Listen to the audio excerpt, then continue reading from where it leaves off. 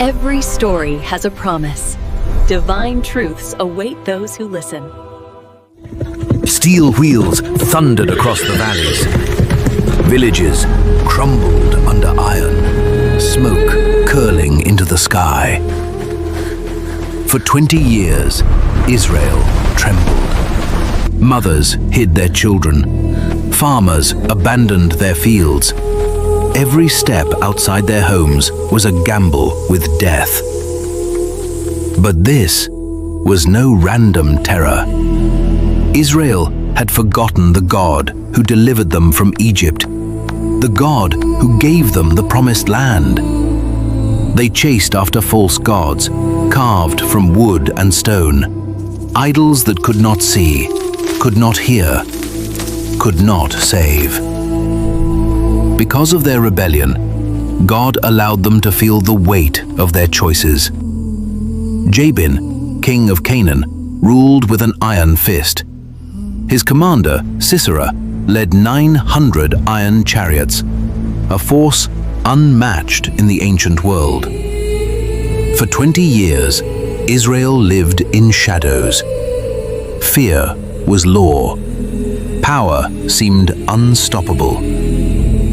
Yet even in the darkest valley, a plan was already moving unseen. A plan that would turn fear into courage, weakness into triumph. The impossible was about to happen. High on a hill in Ephraim, beneath a wide palm tree, sat Deborah, a prophet of God, a judge of Israel, a voice of wisdom in a land paralyzed by fear. She was not a soldier. She did not wield a sword. She did not wear armor.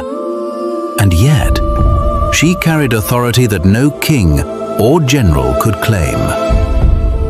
Israel had men, commanders, warriors, leaders, but fear had silenced them. The people needed more than strategy. They needed vision. They needed courage. They needed God. And then God sent Deborah. People traveled from far and wide to hear her judgment, to seek clarity, to find hope. Her words were steady, her presence calm, her eyes reflecting a faith that fear could not shake. When God spoke to her, she moved not with a sword, but with certainty. And through her, the impossible, 10,000 ordinary people defeating an iron army, would become reality.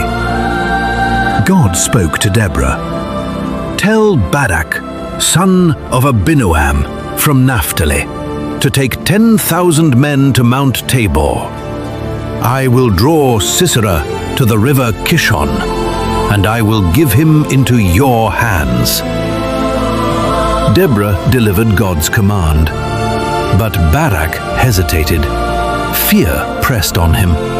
10,000 farmers against iron chariots, foot soldiers against the most feared army in the land. How could Israel win? Fear tightened around his courage. He would go, but only if Deborah went with him. If you go with me. Deborah did not waver. She agreed to go, but her next words shifted the air. The honor of this victory would not belong to Barak, because the Lord would deliver Sisera into the hands of a woman. No one understood what that meant, not yet, but heaven had already written the ending. The army climbed Mount Tabor, each step stirring dust into the golden morning light. Hearts pounded like war drums.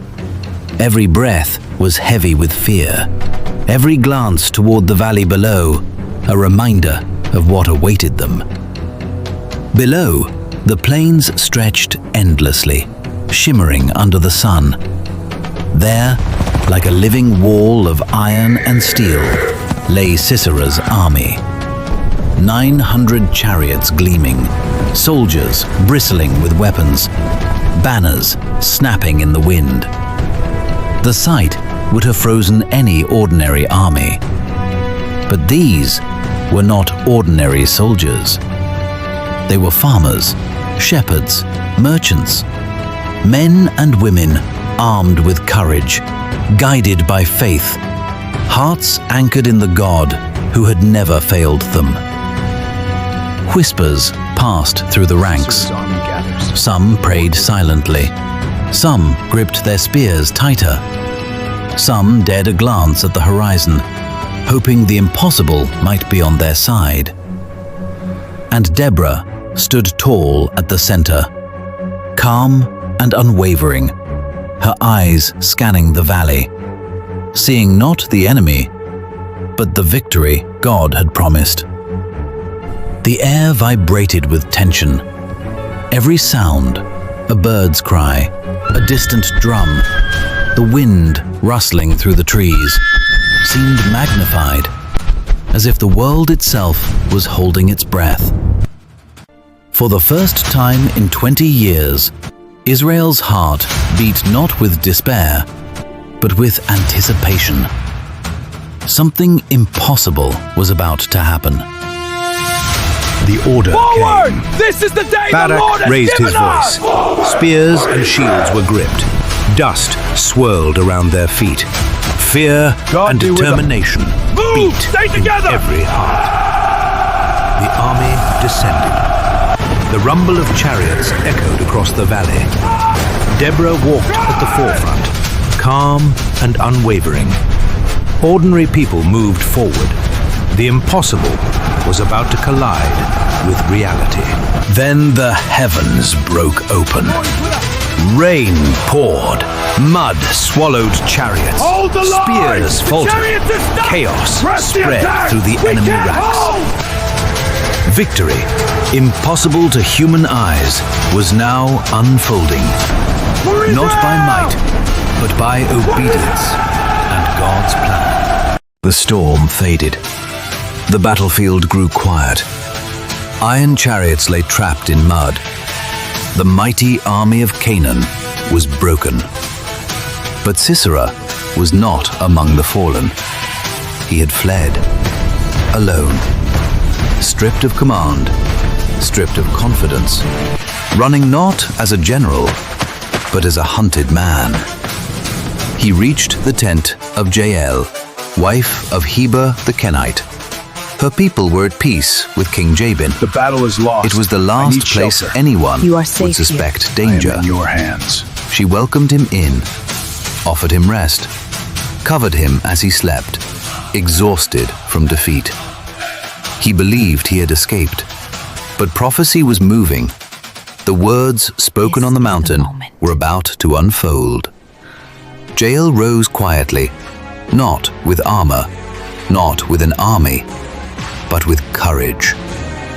In that silent tent, the final The blow Lord's was will be delivered. done. The feared commander of 900 chariots fell, not on a battlefield, but in the hands of a woman no one expected. And just like that, Deborah's prophecy was fulfilled. The victory of Israel was complete, not by strength, not by status, but by obedience and divine purpose.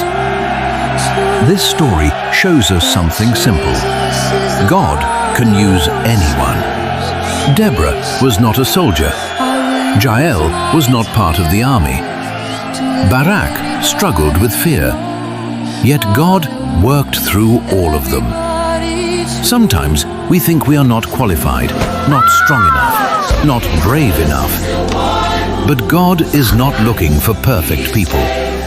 He is looking for people who trust Him. When we listen to God and obey Him, He can do more through us than we ever imagined.